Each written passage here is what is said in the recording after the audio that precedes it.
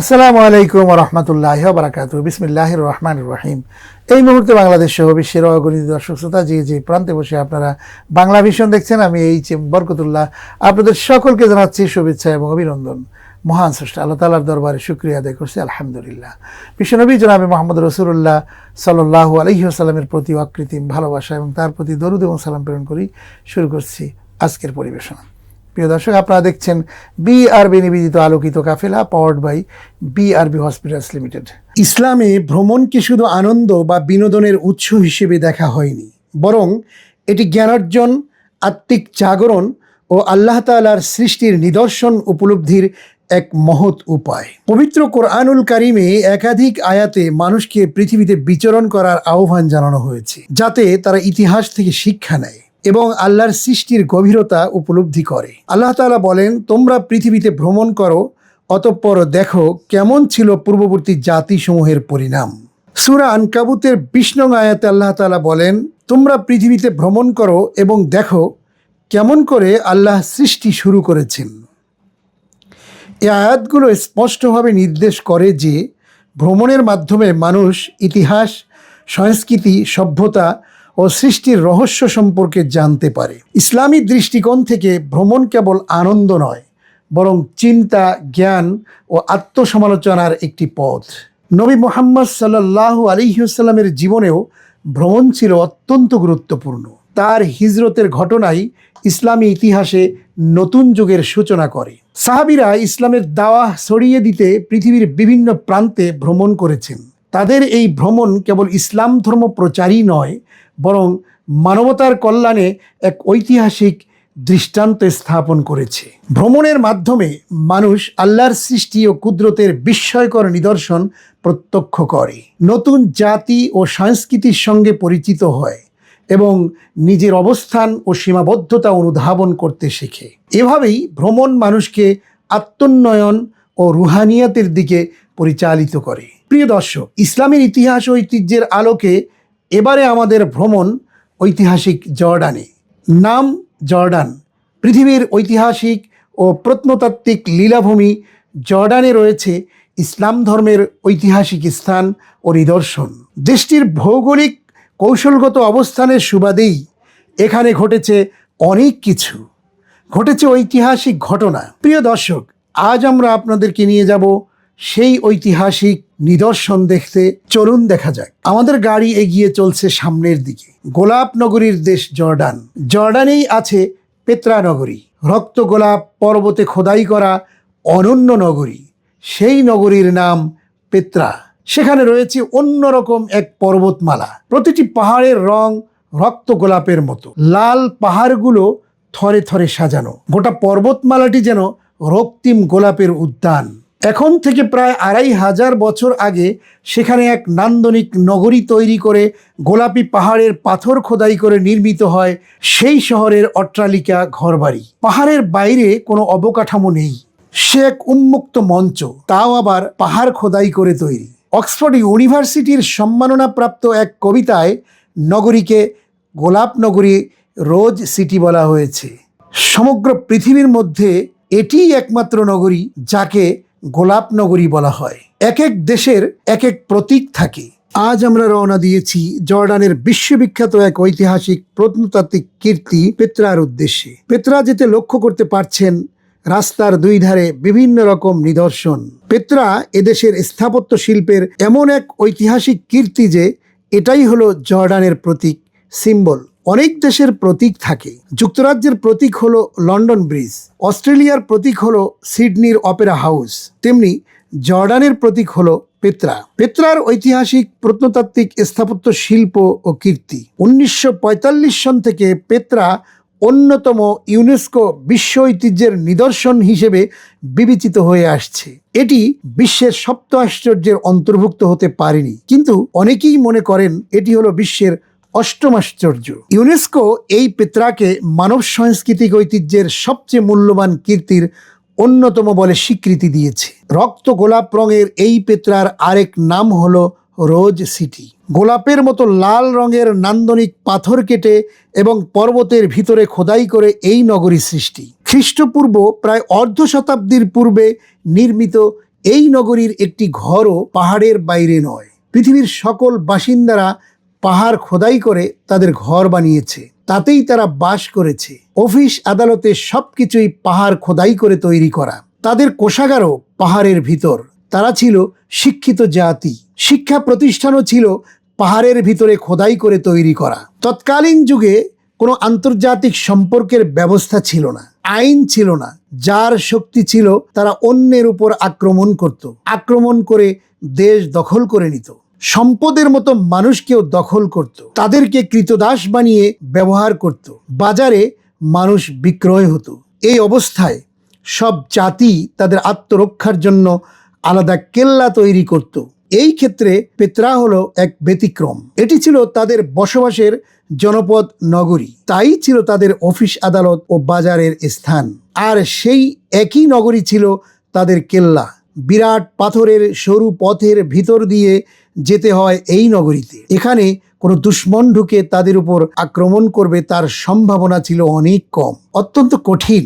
পৃথিবীর বিভিন্ন স্থানে ঐতিহাসিক ও প্রত্নতাত্ত্বিক কীর্তি থাকে, আর তা হয় সে দেশ বা নগরীর কোনো একটা ছোট স্থানে। সে স্থানটি ঐতিহাসিক ও প্রত্নতাত্ত্বিক কীর্তি হিসেবে চিহ্নিত থাকে। কিন্তু পেত্রা অন্যরকম।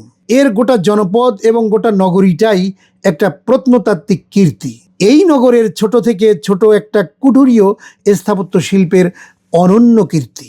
মধ্যযুগের পেত্রায় এই স্থাপত্য শিল্প বিশ্ববাসীকে আকর্ষণ করে। ত্রয়োদশ শতাব্দীতে মামলুক রাজত্বকালে মিশরের সুলতান বাইবার্স পেত্রা দেখতে আসেন।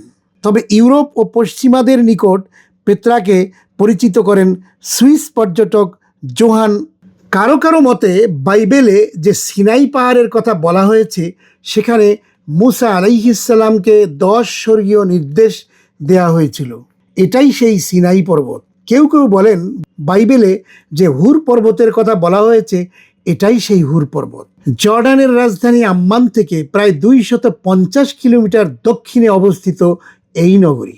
এর উত্তরে আম্মানের দিকে জাবালে মুসা বা মুসা পর্বত। এর আরেকটি নাম হলো ওয়াদি মুসা বা মুসা উপত্যকা। তারপরে হলো জাবালে হারুন।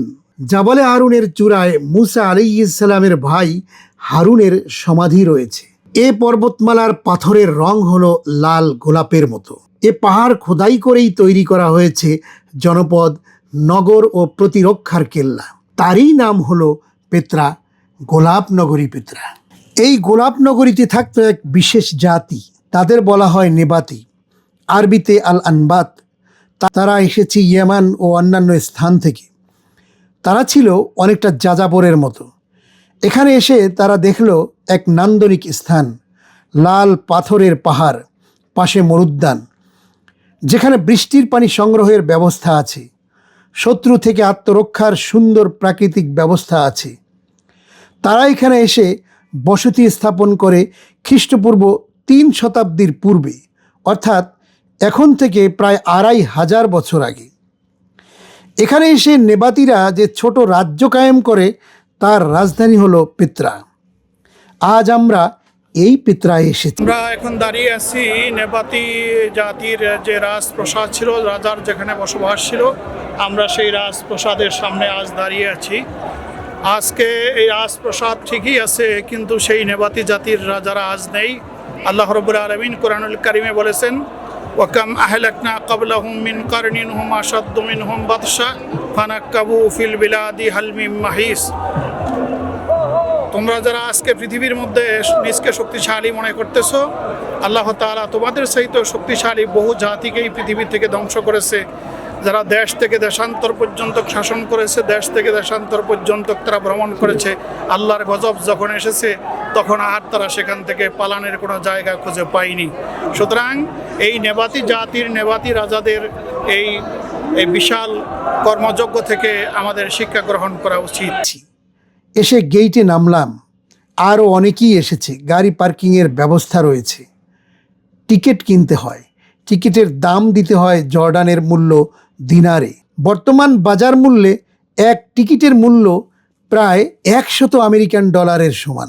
আমি পৃথিবীর অনেক দর্শনীয় স্থান দেখেছি, কিন্তু প্রবেশ মূল্য এত বেশি পাইনি। ভিতরে ঢুকলাম, তখন বলা হলো পেত্রা হলো অত্যন্ত সংরক্ষিত স্থান এবং এর প্রতিটি বিষয় ব্যাখ্যার দাবি রাখে। সেজন্য সেখানে সরকার থেকে আলাদা গাইডের ব্যবস্থা আছে। আরেকটু সামনে গেলাম, বলা হলো আমরা হেঁটে দেখতে পারি অথবা ঘোড়ায় চড়ে যেতে পারি অথবা ঘোড়ার গাড়িও নিতে পারি। ভীষণ রোদ, পাথরের পাহাড়, এই পাথরের পাহাড়ের মাঝ দিয়ে হাঁটতে হবে কয়েক কিলোমিটার পথ।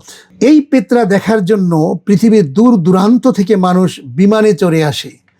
আমাদের সামনেই অনেক মানুষ, সাদা কালো এশিয়ান, এত খরচ করে তাদের অনেকেই শুধু এই পেত্রা দেখতে আসেন। এই পেত্রায় নেবাতিরা রাজত্ব করে কয়েকশো বছর ধরে। পাহাড়ে খোদাই করে নির্মিত হয়েছিল রাজপ্রাসাদ। কৌশলগত দিক দিয়ে এই স্থানটি ছিল অত্যন্ত গুরুত্বপূর্ণ। চারপাশের অনেক দেশের যাতায়াত ও যোগাযোগের মিলনস্থল ছিল এই এলাকা। গাজা, দামেস্ক, লোহিত সাগর, পারস্য উপসাগরীয় এলাকা এবং আরও অন্যান্য বেশ কিছু দেশের আমদানি রপ্তানি এদিক দিয়েই হতো। এদিক দিয়েই মানুষ চলাচল করত, যাতায়াত করত। নেবাতিরা তাদের থেকে ট্যাক্স আদায় করত এবং নানা ধরনের অর্থনৈতিক সুবিধা নিত। এই গোলাপনগরী তৎকালীন সময়ের স্থাপত্য শিল্পের এক অনন্য কীর্তি হিসেবে বিবেচিত। পাথর কেটে যে শৈল্পিক স্থাপত্য শিল্প সৃষ্টি করা হয়েছে তা দেখলে বিস্মিত হতে হয়।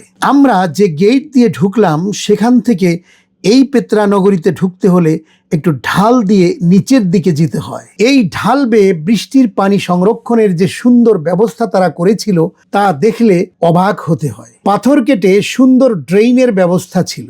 এরপর পাহাড়ের সরু পথের পাদদেশ দিয়ে সুন্দর সুড়ঙ্গ করা হয়েছে। এগুলো তাদের প্রকৌশলী জ্ঞানের স্বাক্ষর বহন করে। আলহামদুলিল্লাহ, আমরা একটা সভ্যতার একটা লীলাভূমিতে আসলাম।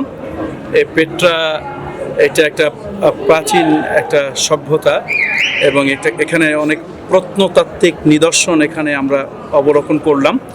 যে ওয়ার্ল্ড হেরিটেজ যেগুলো আছে তার মধ্যে এটা একটা অন্তর্ভুক্ত এবং ইউনেস্কো থেকে এটাকে সম্ভবত 1945 সালে এটা একটা হেরিটেজ হিসাবে ঘোষণা করা হয়েছে।